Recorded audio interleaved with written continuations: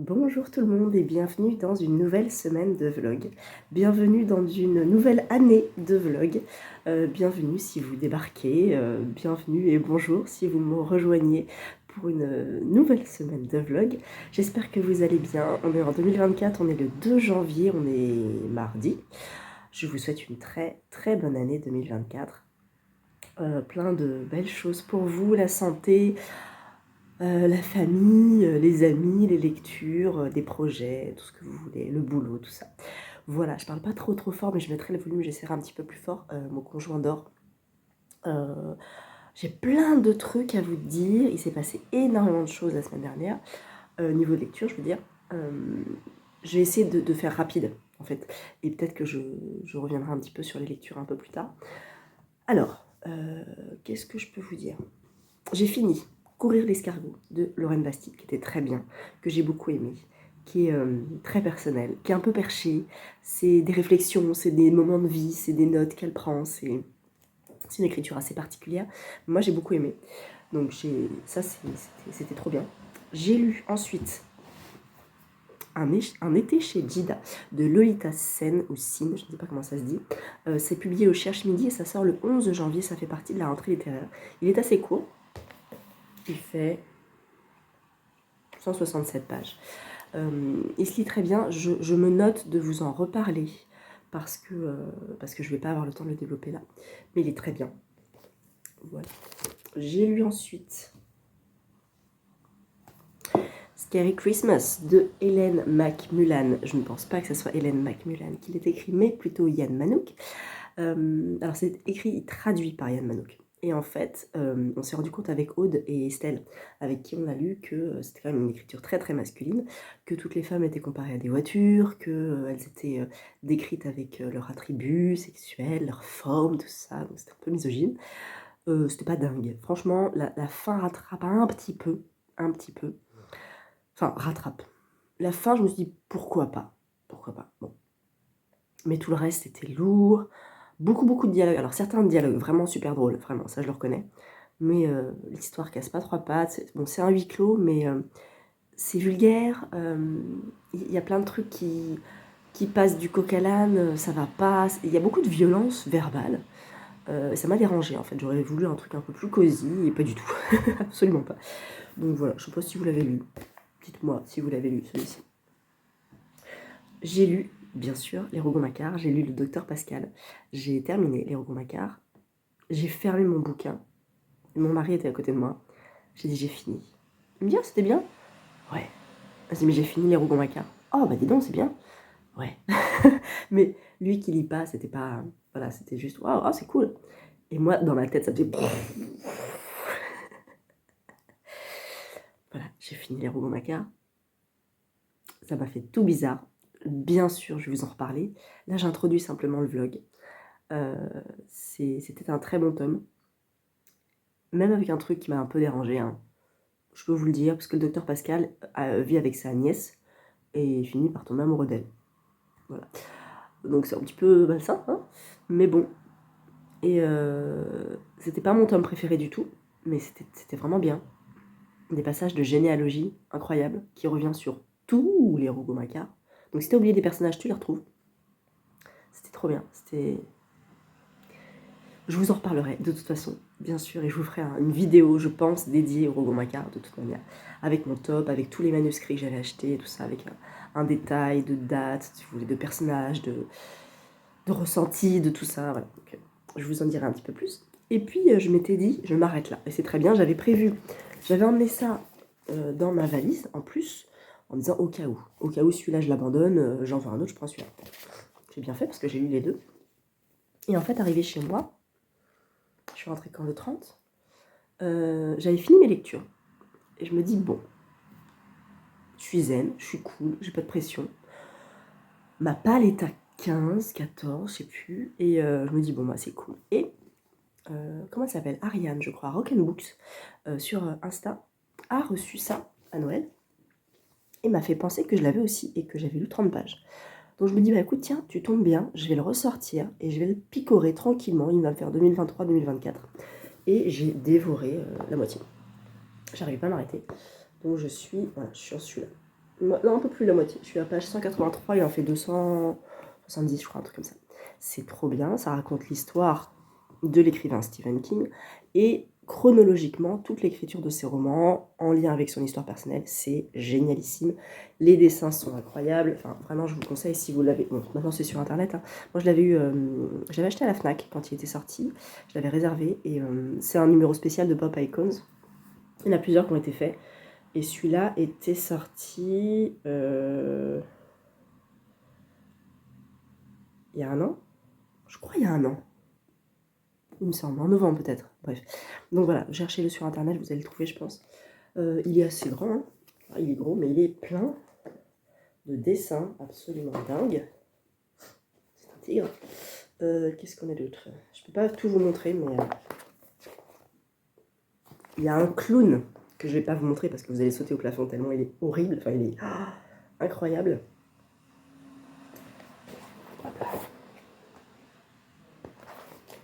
Ouais, je sais. C'est fou. Qu'est-ce que je peux vous montrer?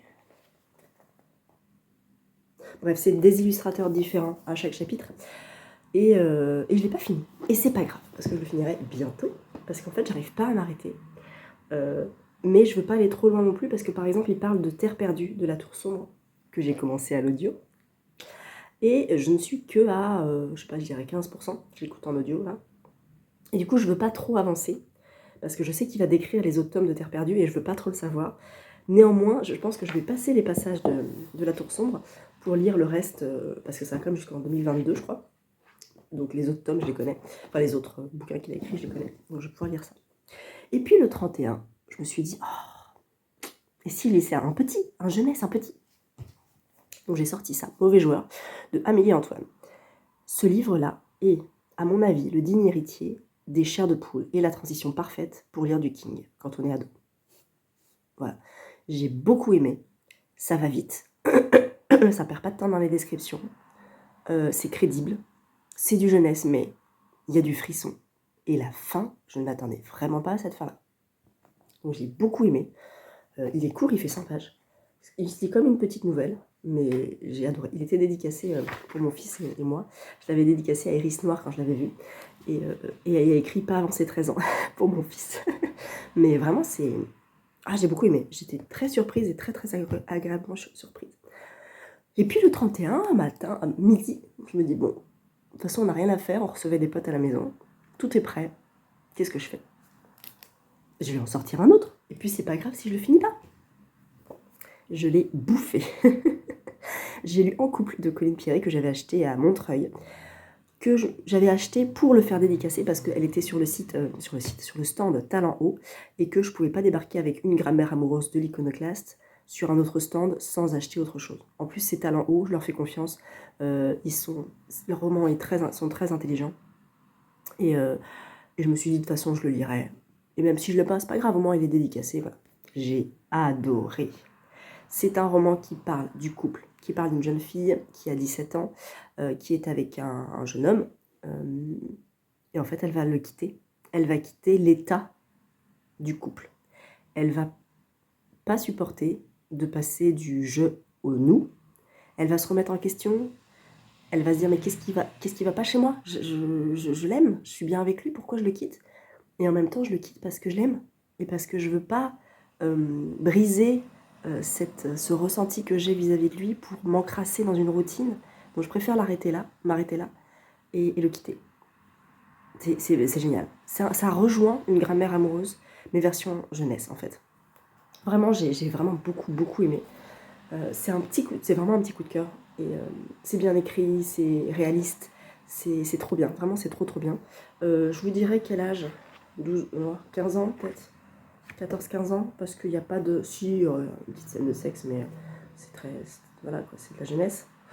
Mais ouais, je dirais 14 ans, 13-15 ans peut-être. Mais vraiment, j'ai beaucoup aimé. Donc j'ai fini mon année avec 2 livres en moins dans la palle. Formidable. Voilà. J'ai commencé l'année avec Billy Brouillard, évidemment, je vous en reparlerai. J'ai lu aussi Les Moments doux, la BD adaptation de Virginie Grimaldi. J'ai pleuré. Et là, je suis sur Chiki, que j'adore, qui se dit très bien. J'ai commencé hier soir. Du coup, j'ai 2 jours d'avance sur, sur mon planning, puisque j'avais une BD par jour, mais je savais que j'allais l'avancer comme ça. J'ai des trucs à faire ce matin, on a plein de trucs à faire avec mon mari aujourd'hui. Donc de toute façon, je suis en mode BD là aujourd'hui et demain, tout ça, donc ça va. On récupère mon fils jeudi, il est encore chez ses grands-parents. Et du coup, bon, ça va être un début d'année tranquillou.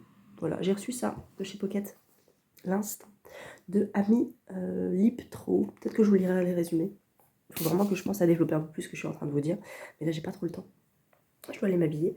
Donc voilà, j'espère que vous ça va et que vous avez passé une belle transition 2023-2024, peut-être avec un livre, peut-être pas. Peut-être que vous avez fini un livre en 2023 pour en commencer un nouveau en 2024. Je ne sais pas, dites-moi comment vous procédez.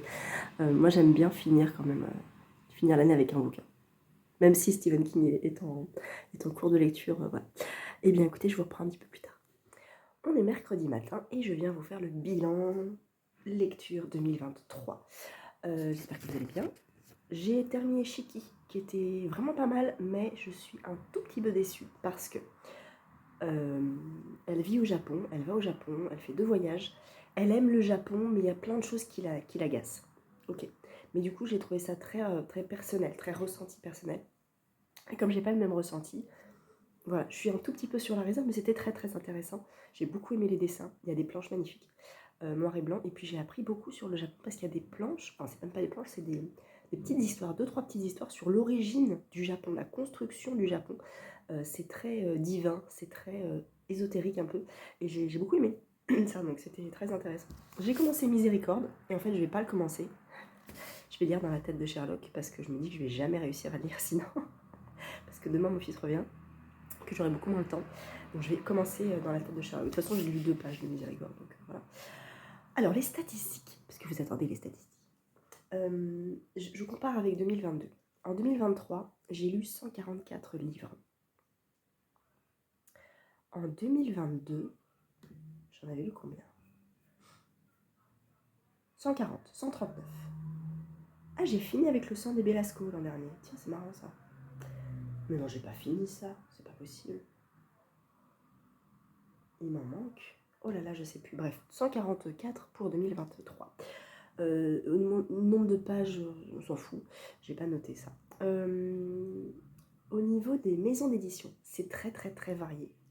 Grosse majorité Pocket à 12%. Et après, on a quoi? Cherche Midi, 7%. Livre de poche, 11%. Puis après, c'est Albin Miche, 6%. Ça, c'est quoi? Je sais pas. Sinon, ça tourne autour de 2-3%. Voilà, c'est pas fou. Mais Pocket, déjà l'an dernier, était premier. Puis Livre de poche, c'est ça. Et là, c'est Cherche Midi en 3. Là où l'an dernier, c'était l'Iconoclaste, Toussaint et Folio. Au niveau des formats, alors, je suis en audio à 7,6%. Là où l'an dernier, j'étais à 7,2%. Poche, 43%. L'an dernier, 39%. Donc j'ai lu un peu plus en poche. Mais grand format, 47%. Et l'an dernier, 53%. Donc là, c'est kiff-kiff, presque poche, grand format. E-book, 0,7%, parce que je l'avais noté, je crois que ça doit être un Zola ou je sais plus. Au niveau des emprunts, des achats, et ça fait partie de mes objectifs 2024, j'ai acheté 85% de livres neufs et 14% d'occasion. Je veux lire plus en occasion. Voilà, parce que je sais ce que je veux lire. Quand je veux les acheter, il y a toujours moyen de les avoir d'occasion. Parce qu'il y a trop de livres qui finissent au pilon. Et même si moi j'achète plus d'occasion, ça ne servira peut-être pas à grand chose, mais au moins j'aurai la conscience tranquille par rapport à ça. L'an dernier, j'avais lu 80%, 82% de neuf et 15% d'occasion. Donc là, c'est à peu près le même chiffre. Au niveau des services presse, j'ai lu 55% de services presse. Là où l'an dernier, j'en avais lu 41. Donc j'ai lu... Non, j'ai lu 44%, excusez-moi. Là où l'an dernier, j'ai lu 41, donc un peu plus de SP. J'en reçois pas mal. Et je les lis, pas mal aussi. Et il y en a que j'aime beaucoup. Donc je vais pas arrêter de lire des SP, de toute façon, je vais en recevoir. Mais j'en demande pas des masses. Donc peut-être l'an prochain, enfin cette année, je vais voir comment ça se passe. Au niveau du genre, et là je suis contente, j'ai lu 66% de femmes, 2 tiers, contre 34% d'hommes. Là où l'an dernier, j'avais lu 57% de femmes, donc là j'ai presque 10% de plus. Et mon objectif 2024, c'est de lire plus d'autrices, de lire 80% d'autrices. J'ai regardé dans ma wishlist, j'ai une majorité d'autrices. Sans que j'ai rien fait, j'ai beaucoup d'autrices. J'ai enlevé quelques bouquins de ma wishlist écrits par des hommes en me disant oui, pourquoi pas, mais en fait, je vais pas les lire parce qu'ils sont écrits par des hommes et peut-être que ce sujet-là me tenterait plus s'il était écrit par une femme. Exemple, j'ai enlevé je ne sais plus quel livre qui parle de la Seconde Guerre mondiale, écrit par un homme. Et là, j'en ai reçu un, Guetter l'aurore, qui est écrit par une femme et qui parle aussi de la Seconde Guerre mondiale. Donc je me dis, après tout, le sujet de la Seconde Guerre mondiale m'intéresse beaucoup et il y a beaucoup de livres qui ont été faits, dont beaucoup écrits par des femmes probablement. Donc tournons-nous plus de ce côté-là, en fait. Je vais pas trop me forcer, mais je vais pas arrêter de lire des hommes, parce que j'aime, il y a plein d'auteurs que j'adore, mais je vais essayer quand même d'être un peu plus consciente par rapport à ça. On verra. Voilà pour le bilan stats. Alors au niveau des graphiques, c'est un peu la cata. Je m'étais dit de lire plus de graphiques, j'en ai lu presque 2 fois moins, je crois. Alors, et en plus, je les ai même pas tous remplis. Ah, ouais. Là, j'en ai 10. J'ai pas dû en lire plus de 12 ou 13, je pense. C'est une catastrophe. C'est une catastrophe. J'ai lu plus de BD que de manga. Mais je vais pas faire plus de stats que ça. L'an dernier, c'était pareil, j'avais lu plus de manga. Mais non, je vais pas insister plus que ça. Les graphiques, j'en lirai. J'en lis pendant les semaines de graphiques. Sinon, j'en lirai pas beaucoup. Mais sinon, j'ai pas beaucoup de... Je me consacre peu de temps au graphique. C'est comme ça. Voilà, je vais pas me forcer, c'est comme ça, c'est pas très grave. Donc voilà pour les statistiques pures. J'ai eu 15 coups de cœur, dont 13 écrits par des femmes. Là, je suis trop heureuse par rapport à ça. Vous avez vu peut-être mon bilan sur Insta. Je vous donne les titres ici, si vous voulez. Alors, c'est des 20 sur 20 ou 19 sur 20. Où vivaient les gens heureux de Joyce Maynard, évidemment. La scène des souvenirs de Kate Morton. Une grammaire amoureuse de Colin Pierry. Les années de Annie Ernaux. Une farouche liberté de Gisèle Halimi. L'événement de Annie Ernaux, deux fois Annie Ernaux. Christelle Duchamp, l'art du meurtre, le Mémoire de la forêt, tome 2 et tome 3, donc par l'auteur Michael Brano. Ensuite, on a une grande période sans coup de cœur, sans coup de foudre en fait. Et là, on arrive à l'été, donc c'était Billy Pretty a disparu de Sophie Astrabi. La vie qu'on m'a... pas du tout. L'heure des femmes de Adèle Bréau. Le papier peint jaune de Charlotte Perkins Gilman. Les mauvaises épouses de Zoé Brisby. Le réseau Alice de Kate Quinn, donc Mémoire de la forêt, tome 3.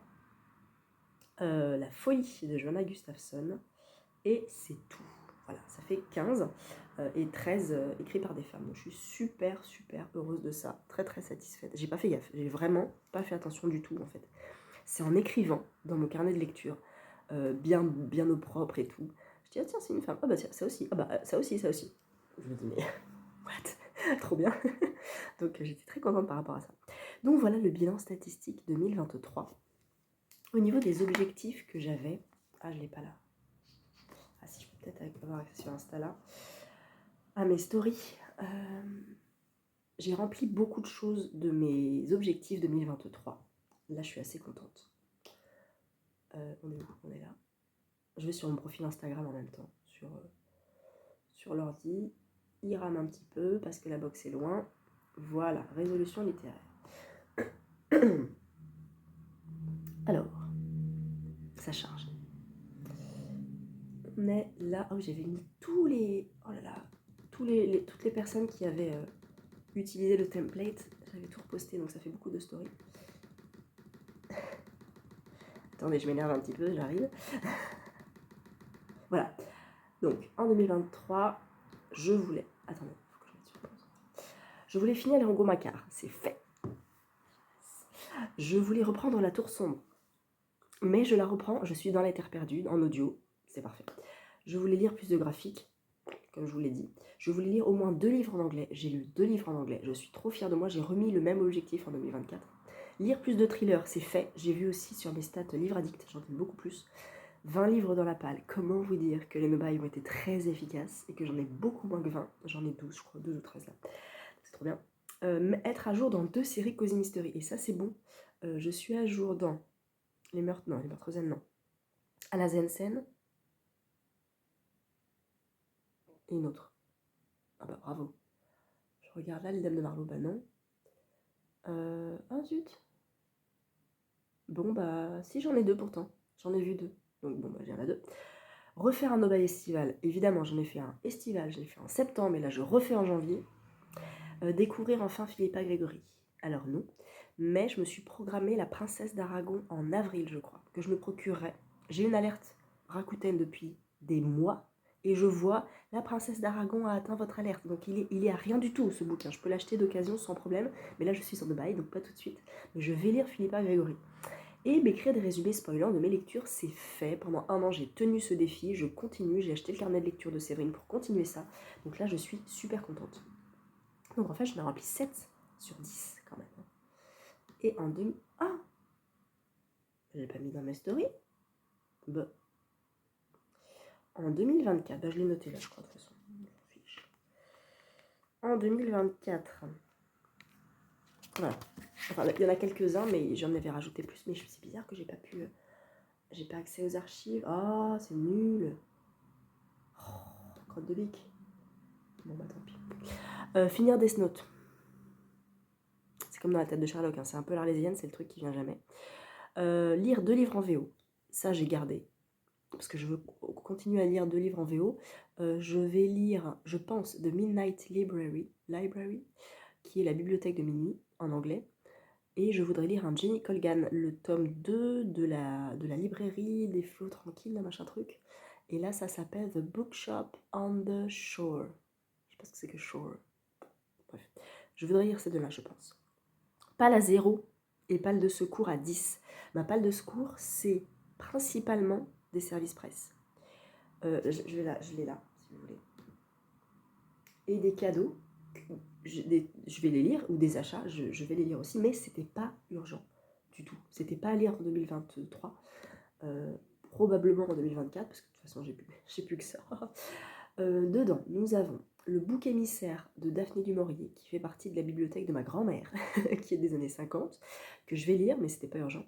La loterie de Shirley Jackson, que j'ai depuis longtemps. J'avais lu la première nouvelle, la loterie.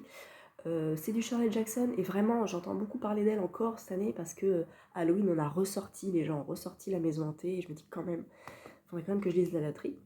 Promis, je choisis d'être heureuse, je crois, de Camille Roy. Je vous en avais parlé dans le... je vous recommande selon vos envies. J'en avais lu un, et là j'ai le deuxième, c'est Hélène qui me l'a passé.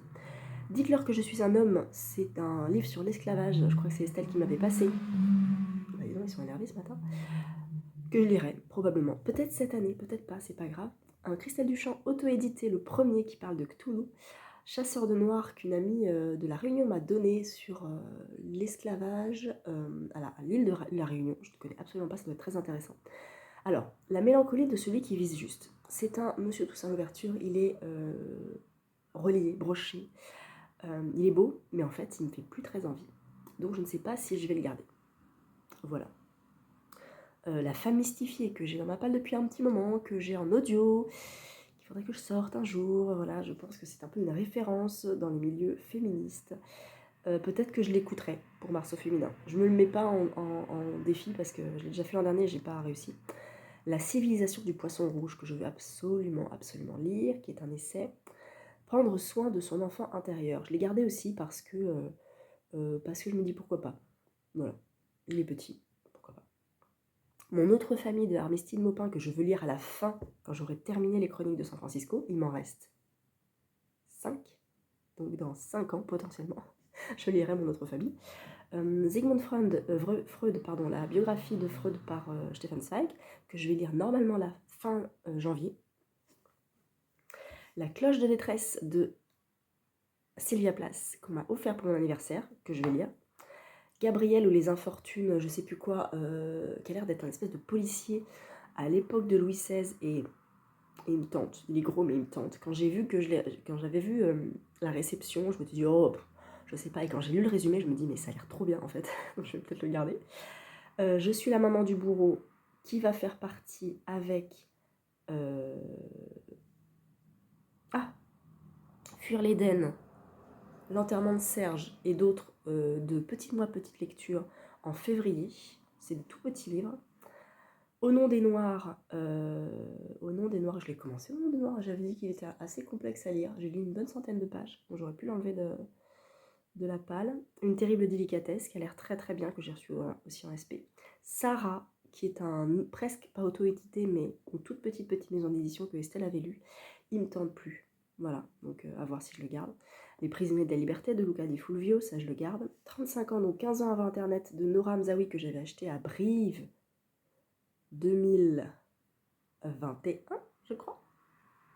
Et Correspondance de Camille Claudel, qui est gros, qui est grand format, c'est des lettres de Camille Claudel, ça me tentait beaucoup. Donc voilà, donc il y a aussi Âme brisée, d'un auteur japonais que vous avez sûrement entendu parler. Et puis celui que j'ai reçu, Hors d'atteinte. Un SP Pocket, où est-ce que je l'ai mis? Il est là. Hors d'atteinte, que j'ai reçu dans la box rentrée littéraire qui sort là, genre demain. Donc à voir. Et il y a Mungo aussi qui me tentait bien. Donc voilà, en gros, là, de ce que j'ai 21 livres, dont 6 SP sauvages. Donc des livres que je n'ai pas demandé et qui m'ont été envoyés comme ça. Donc 21 livres. Donc à voir comment je sors ça. Mais j'aimerais la mettre à 10, cette palle-là. Ce qui serait pas mal. Là, ma palle actuelle, 1, 2, 3, 4, 5, 6, 7, 8, 9, 10, 11, 12. J'en ai 12. Et je veux tout lire. Et presque tout est programmé, à part Le Cheptel, Shutter Island, Je pensais t'épargner, Le Récital des Anges et Anne d'Ingleside. Sinon, tout est programmé. Donc potentiellement en mars, avril, bon, je vais recevoir des nouveaux bouquins, je vais en acheter, mais on baisse. Et puis je referai un no-buy estival, vraiment, où là, je pense que cet été, je serai, j'espère, vraiment dans ma palle de secours, en fait. Donc lire des livres qui sont potentiellement dans ma palle depuis longtemps, et ça, c'est cool. Voilà, c'est tout ce que j'avais à vous dire, je crois. Je vais m'arrêter là. Je vais aller lire Dans la tête de Sherlock. et puis on a encore pas mal de choses à faire aujourd'hui. On a fait des allers-retours à la déchetterie hier, parce qu'on vit dans un appartement. Et c'est bien de balancer des sacs à la déchetterie, comme ça, j'adore ça. J'ai une espèce de satisfaction incroyable. Donc voilà, j'espère que vous faites toujours de bonnes lectures. Et puis ce sera un petit vlog, hein, je pense, cette semaine. Mais j'ai pas vraiment le temps, en fait, de vlogger là. J'aurai plus le temps quand j'aurai repris le boulot, finalement. Et puis voilà, j'ai quand même eu des bonnes vacances livresques. Je suis assez contente. Et en plus, là, j'ai reçu un colis qu'il faut que j'ouvre. Je sais pas ce qu'il y a dedans. Je pense qu'il y a des bouquins. On va voir, voilà. Bah écoutez, je reprends un peu plus tard. Je vais quand même vous montrer l'intérieur si vous ne connaissez pas. Mais ce bouquin, enfin cette BD, est juste incroyable. Déjà à voir parce que l'objet est formidable. Il est beau.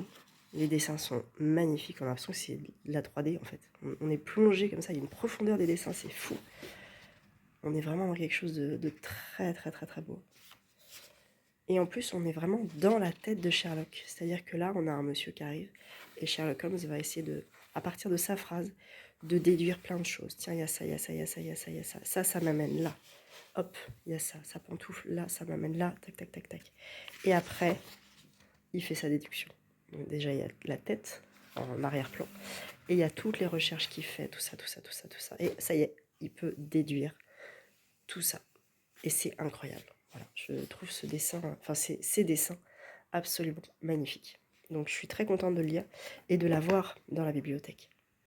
On est toujours mercredi, je vous reprends un petit peu plus tard parce que je vous ai pas débriefé chez qui. Et là j'ai un petit peu de temps.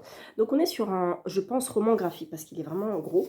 Je vous expliquais des petits passages au début de chaque saison, parce qu'on est dans 4 saisons au Japon, où on va nous raconter en fait, notamment au début, l'histoire de la création du Japon. Je trouve ça très très classe. L'histoire de la création des îles japonaises, il y a 4 îles.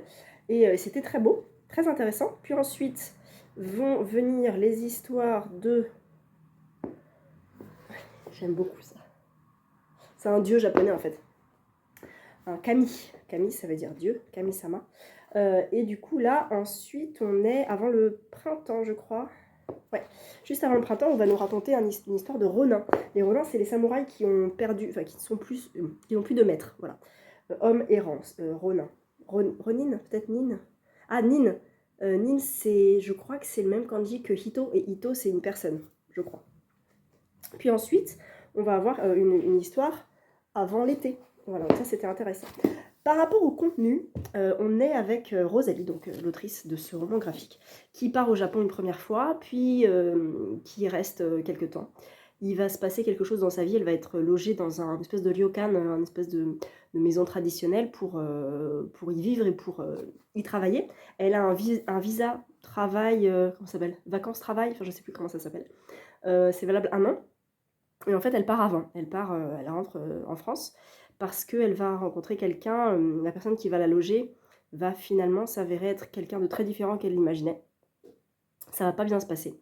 Et elle va rentrer. Puis elle va retourner au Japon parce qu'elle a quand même cet amour du Japon malgré toutes les contradictions qui envahissent son cerveau. Il y a beaucoup de choses qu'elle adore et beaucoup de choses qu'elle déteste, qu'elle ne comprend pas chez les Japonais. Des comportements, des traditions, des mots, des émotions, plein de choses qui sont très contradictoires pour elle, mais elle aime quand même ce pays. Donc elle y retourne, et c'est quand même un beau roman graphique, j'ai beaucoup aimé le dessin. J'ai bien aimé l'état d'esprit aussi sur certaines réflexions qu'elle peut avoir, elle, occidentale, à discuter avec des Japonais et Japonaises.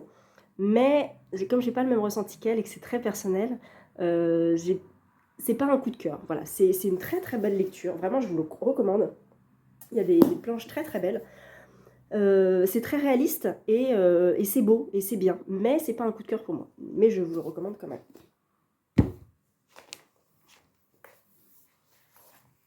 Ça y est, j'ai lu Dans la tête de Sherlock. Je suis trop fière de moi. J'ai cru que j'y arriverais jamais. C'est fait. J'ai lu les 2 tomes et c'est 2 immenses coups de cœur. J'ai mis 20 sur 20. Je n'ai jamais vu de BD aussi belle que celle-ci. Voilà, je pense que vous les connaissez. Je vous ai montré quelques planches avant de vous reprendre là, je crois. C'est une histoire, c'est une enquête inédite de Sherlock Holmes, je crois. Hein. Je pense que oui. Je pense que oui. Ou peut-être pas. Hmm.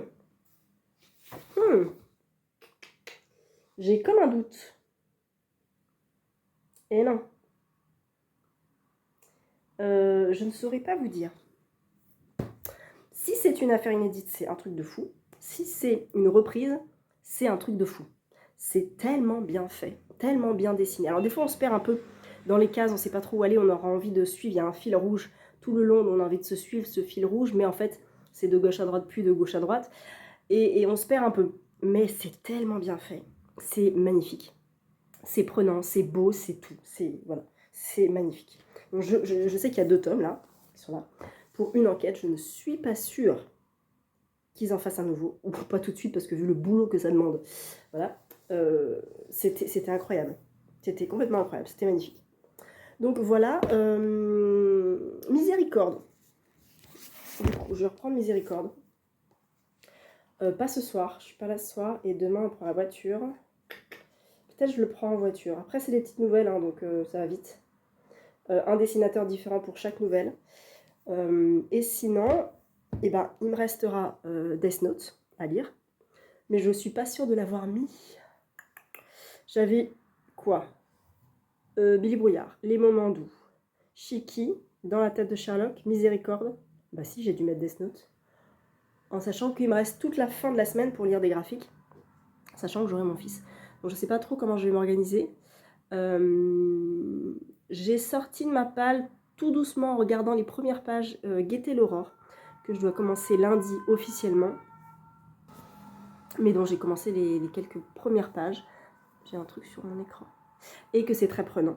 Donc je pense que j'aurai un petit peu d'avance. J'écoute aussi Terre perdue de Stephen King, la Tour sombre, le tome 3.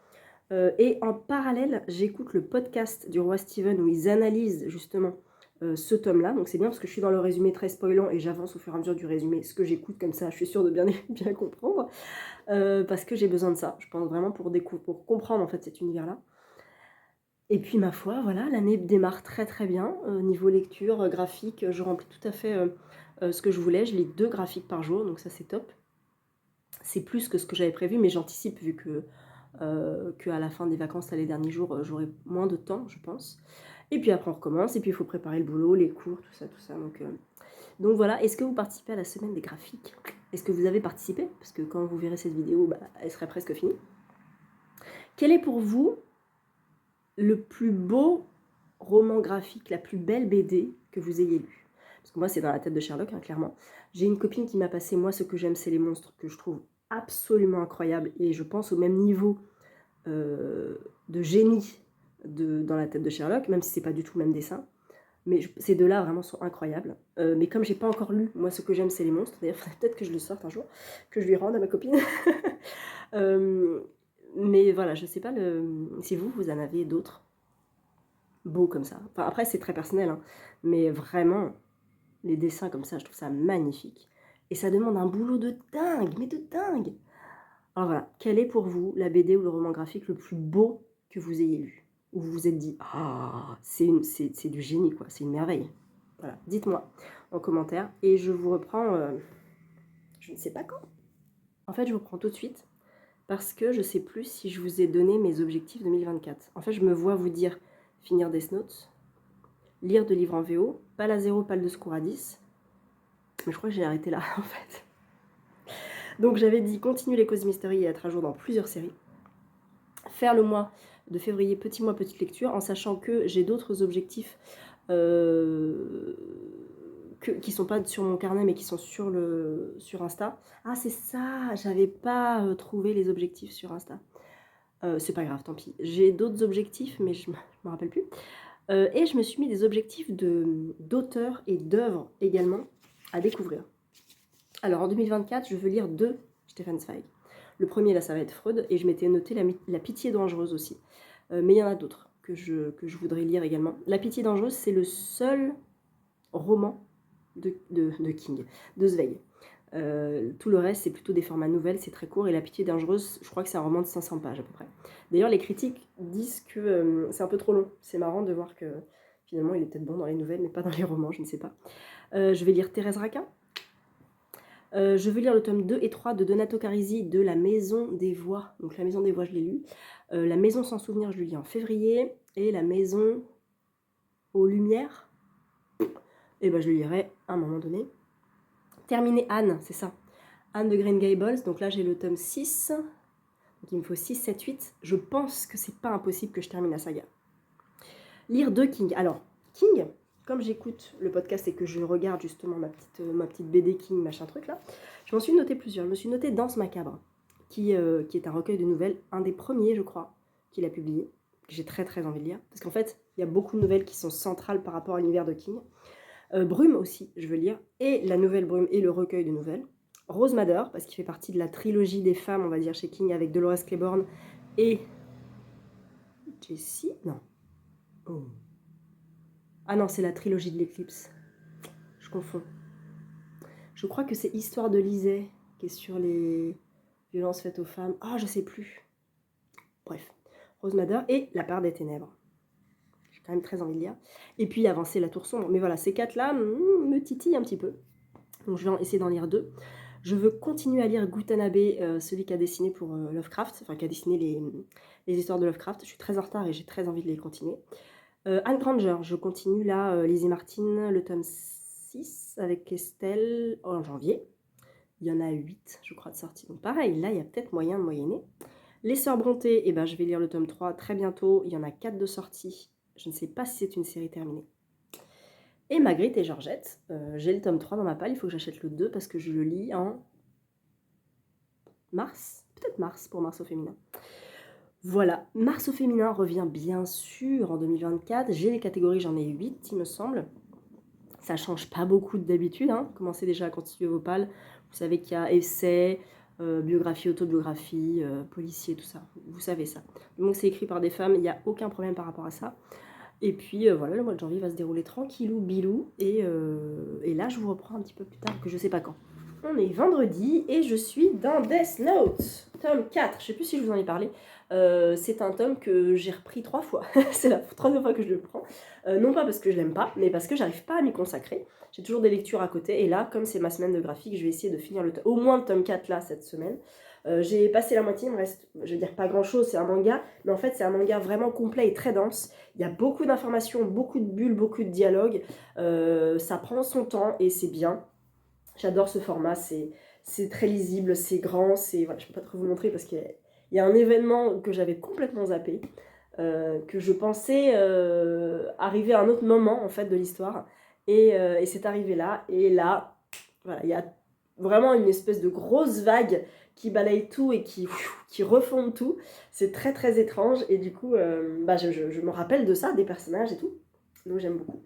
On est dans le tome 4, il m'en restera 2 à lire. Mon objectif, un des objectifs de l'année que j'ai noté en premier, c'est de finir Death Note enfin, parce que j'ai aussi le roman de Elle, qui est un personnage, elle, qui doit être un espèce de spin-off de Death Note. Je ne sais pas à quel moment il intervient, il faudrait que je me renseigne, mais je crois que la construction est assez intéressante puisque c'est un conte à rebours, il me semble. Voilà, donc en tout cas, je peux pas trop vous en dire, mais si vous avez l'occasion de lire Death Note, faites-le parce que c'est hyper original. Je suis allée chercher un achat que j'ai fait en 2023 et pas en 2024 parce que je suis en Dubaï. C'est Anne Granger. Le brouillard tombe sur Deptford. Ah, je croyais que c'était Deptford Street. Pas du tout. On est sur un tome 6. On est sur un tome 6 ou 7 ? Ah, 7 ? Non. J'en ai pas lu 7. J'en ai pas lu 6. On est sur un tome 6, voilà. De la saga Lizzie Martin et Ben Ross qui sont ensemble et qui enquêtent donc à Londres dans l'époque, exactement, Londres, époque victorienne. Voilà. Donc là, on est avec un cadavre, j'imagine, dans une ruelle de Deptford. Que venait faire Madame Clifford, si chic, si bien vêtue dans cette partie peu fréquentable de la ville.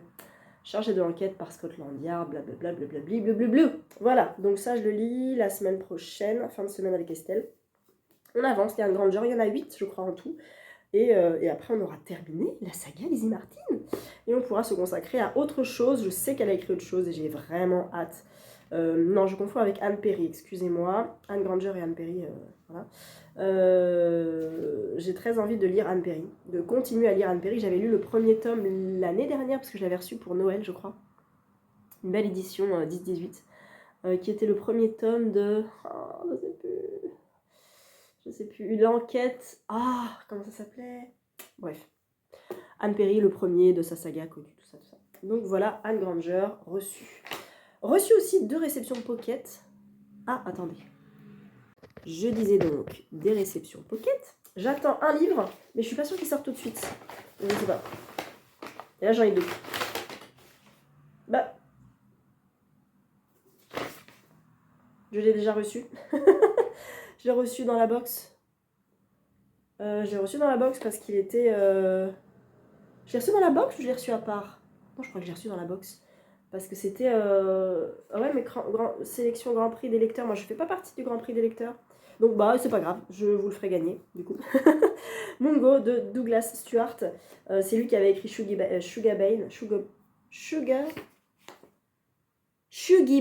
Voilà, Shuggy Bane.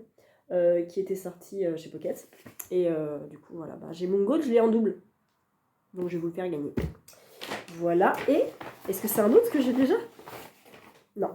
Apprendre ou à laisser de Lionel Shriver, qui fait aussi partie de la sélection Grand Prix des lecteurs. Alors Lionel Shriver, je sais, c'est une autrice, il me semble. Je crois que c'est une autrice qui s'appelle Lionel. Oui, c'est une femme. Et c'est elle qui a écrit Il faut qu'on parle de Kevin. Je crois. Non, c'est pas elle ? Si. Il faut qu'on parle de Kevin et Big Brother. J'ai rien lu d'elle, mais à voir. Là, ça parle de quoi ? Ils l'ont décidé il y a de nombreuses années. Pour ne pas disparaître dans l'indignité, la sérénité, la misère d'un système de santé défaillant, Kay et Cyril mettront fin à leur vie le jour de leurs 80 ans ensemble. Depuis lors, la petite pilule attend sur une étagère du frigo dans une boîte à savon. Mais l'échéance approchant, le vieux couple ne voit plus la chose du même œil. 12 fins potentielles s'ouvrent à eux, 12 options possibles à prendre ou à laisser. Oh waouh, ça va trop bien. Et ça rentre dans ma palle, ça ou pas ? Ça va pas du tout. Il fait 370 pages, même pas.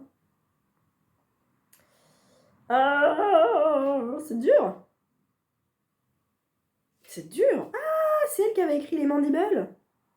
Oh, j'aurais bien aimé lire ça aussi. Oh ouais, mais ça craint. Oh. Est-ce que vous avez déjà lu Lionel Shriver ? Je pense qu'il faut qu'on parle de Kevin et son roman le plus faramineux en fait. Je crois qu'il a même été adapté à l'écran. J'adore la couverture en fait, la signification avec le sablier, le temps qui passe, tout ça. C'est... Oh, je suis tentée. Ou alors je le mets dans la palle de secours, pas prioritaire. C'est possible. Voilà. Eh bien écoutez, c'est tout ce que j'avais à vous dire pour l'instant. Je vous reprendrai et je conclurai ce vlog demain. Non, on est quoi ? On est vendredi, samedi, dimanche ? Samedi peut-être, samedi. Ou dimanche matin. Je verrai, comme ça vous l'avez dans le week-end aussi. Et puis après on reprendra des semaines normales de cours, de boulot, jusqu'aux vacances de février. Alors nous on est la première zone en vacances. Donc on est en vacances le 10 février. Voilà, c'est tout.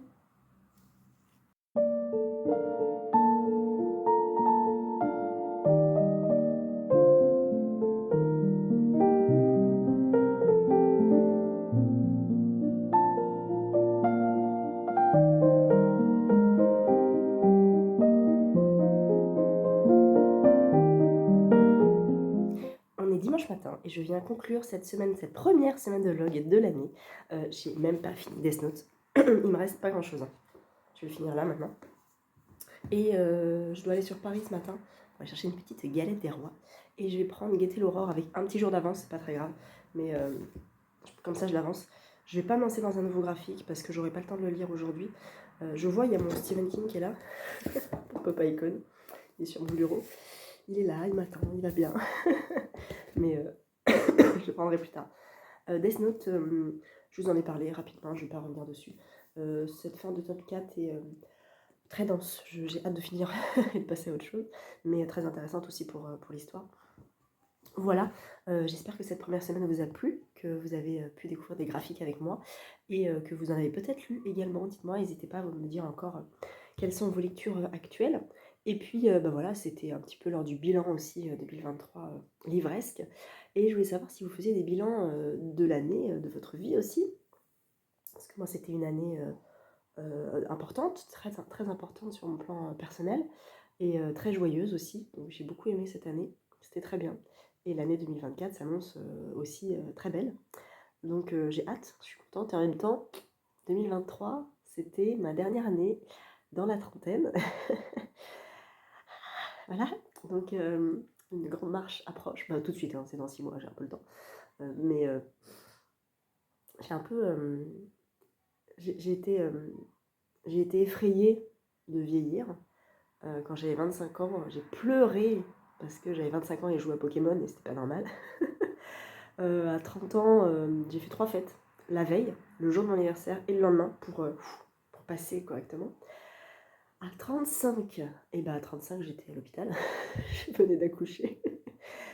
Non, j'allais accoucher, 35 ans.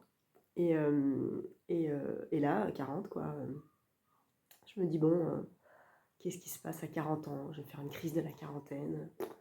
Non. Et en même temps, j'ai le souvenir de justement Lorraine Bastide, qui a eu 40 ans, je crois qu'elle a 42 maintenant, où elle s'était dit que ses 40 ans, c'était vraiment une plénitude en fait pour elle. C'était la dizaine qu'elle attendait pour se poser, pour être sûre d'elle, pour tout ça. Et je me dis que la quarantaine, c'est peut-être une belle dizaine, effectivement. Alors je sais qu'il y en a qui me diront oui mais t'es jeune encore. Alors je serai toujours plus jeune que plein de gens, bien sûr, sauf si j'ai atteint 122 ans. Je pourrais peut-être me poser des questions. Mais, mais non, je suis pas jeune. Non, on m'appelle plus. Enfin, si on m'appelle encore mademoiselle, mais j'ai plein de cheveux gris. Enfin voilà, je ne peux plus passer pour une jeune fille de 20 ans. J'ai des rides d'expression, j'ai une tronche le matin terrible. J'ai le corps qui commence à me faire comprendre que j'ai une activité physique. J'ai un métier à l'activité physique active, très active, que j'ai besoin de m'entretenir, que là j'ai eu 2 semaines de vacances où j'ai rien fait par exemple et je le ressens beaucoup. J'ai repris mon premier cours de pilates là vendredi, j'ai pris de l'arnica à fond pour pas avoir mal et j'ai pas mal. Je suis contente, ça va. Mais mon corps commence à me dire écoute cocotte, t'as plus 20 ans, alors fais attention à ce que tu fais, sans être dans l'alerte bien sûr, mais juste dans la prise de conscience. Voilà, ça va être plus de ça, plus de la prise de conscience. Et puis, je crois qu'effectivement, j'ai plus envie de me prendre la tête. Dans mon métier, je fais un métier de passion, bien sûr. Je fais aussi un métier actif. Je ne suis pas, je suis pas dans un bureau, tout ça, à travailler sur quelque chose qu'on me demande. C'est moi qui crée mon métier. En fait, c'est moi qui crée la matière que j'enseigne. Donc, il faut que je la crée aussi. Donc, il faut des idées. Et ça fait 18 ans cette année que j'enseigne et que je veux créer de la matière pour mes élèves. Et il y a toujours ce doute, mais presque tous les ans, de me dire: «Ah, j'ai plus d'idées, je sais pas quoi faire», tout ça. Et du coup, je vais aller chercher à droite, à gauche. Et là, de me dire: «Waouh, tu vas avoir 40 ans, peut-être qu'il est temps de te dire: tu sais bosser, tu sais faire ton métier. Personne ne peut te juger là-dessus, tu sais enseigner». Et du coup, prendre peut-être un tout petit peu plus de recul par rapport à ça. Donc voilà, prendre du recul, juste. et ne plus me prendre la tête sur des choses inutiles. Et ça va de pair en fait avec ma passion pour la lecture. J'ai pas envie de prouver des choses. Je pense que j'ai plus rien à prouver. Je pense que j'ai rien à prouver de toute façon à personne par rapport à ça. La lecture est quelque chose de très personnel. Et même si j'adore partager mes lectures, en discuter, c'est le but quand on est sur les réseaux sociaux pour ça. J'ai envie de dire, si demain j'ai envie de lire que des bouquins mal notés, j'en sais rien, ou que des bouquins des années 20, ou enfin, bref, des choses dont on parle pas, et ben je le ferai. Je sais qu'il y en a qui seront très contents que je le fasse d'ailleurs, mais voilà, j'ai pas envie de me justifier, de justifier mes lectures. Peut-être que je le ferai parce que chasser le naturel et revient au galop, mais voilà, je me dis, si demain j'ai envie de lire, j'ai pas d'exemple, mais un bouquin dont tout le monde se fiche, et ben tant pis, je le ferai quand même. Là, je vois par exemple sur Instagram depuis plusieurs jours, mes chroniques n'ont pas de visibilité, j'ai très peu de likes, de commentaires, voilà, c'est pas très grave. Parce qu'en fait, là, j'ai lu des bouquins qui ne sont pas. Le dernier, Lorraine Bastide, il vient de sortir, donc presque personne ne le connaît. Les Willoughby, le jeunesse, presque personne ne le connaît non plus, donc il n'a pas eu beaucoup de visibilité. Mauvais joueur de Amélie Antoine, pareil, très peu de visibilité. Mais je me dis, je le fais, je l'ai fait, j'ai tagué les auteurs, je montre que voilà, je les ai reçus, je les ai lus et je les ai aimés. Donc voilà. Après ça, peu importe. Donc je veux plus avoir à me justifier. Euh, je fais ce que je veux, je fais comme je veux, et on va pas m'emmerder en fait par rapport à ça. Donc voilà, c'est comme ça, mais je ne changerai pas par rapport à ça. Donc voilà, j'espère que vous continuerez à me suivre, mais je pense que oui. Donc voilà, mon fils est en train de péter un plomb, donc je vais peut-être aller le voir. Bah écoutez, je vous souhaite un bon week-end, une belle semaine, et puis je vous dis à bientôt, à la semaine prochaine.